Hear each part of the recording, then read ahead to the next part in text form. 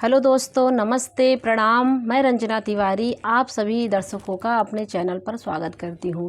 आज मैं आप लोगों को एक बेटी का विवाह गीत सुनाने जा रही हूं। आशा करती हूं आप लोगों को अच्छा लगेगा। अगर अच्छा लगेगा तो आप लोग लाइक करिएगा, कमेंट करिएगा, ज़्यादा से ज़्यादा शेयर करिएगा और मेरे चैनल को सब्सक्राइब करिएगा।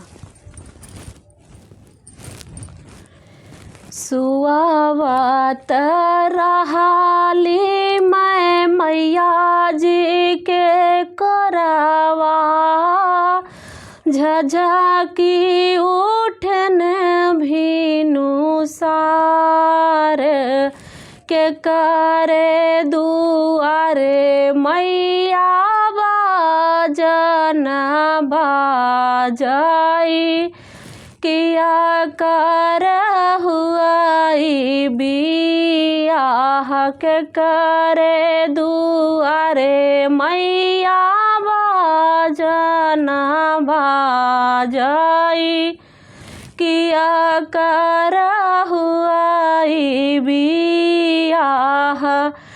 तुही बियटिया गला, तुही बियटी पागला, तुही बियटी चतुर सयान, तोहरे दुआरे बियटी बाजन बाजाई, तोहराई हुआई बियाह।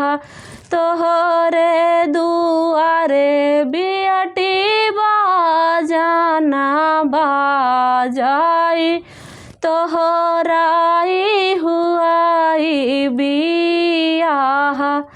नाही सीख्यो मोरी मैया गुना रे गुथैया, नाही सीख्यो राम रसोई, सासु ननद भैया बाबा गरी हाई, मोरे बूते सही औ ना जाए, सासु ननद भैया बाबा गरी हाई, मोरे बूते सही औ ना जाए।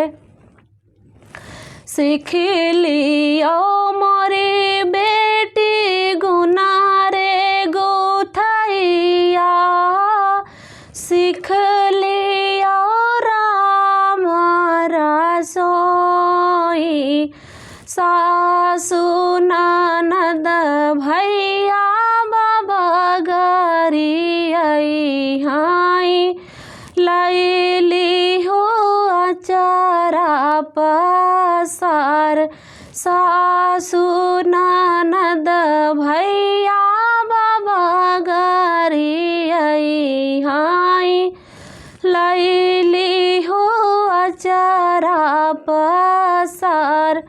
सीख लियो मोरी बेटी गुना रे गुथैया, सीख लियो राम रसोई, सासु ननद भैया बाबा गरी हाई, लैली हो अचारा पसार, सासु ननद भैया बाबा गरी हाई, लैली हो अचारा पसार।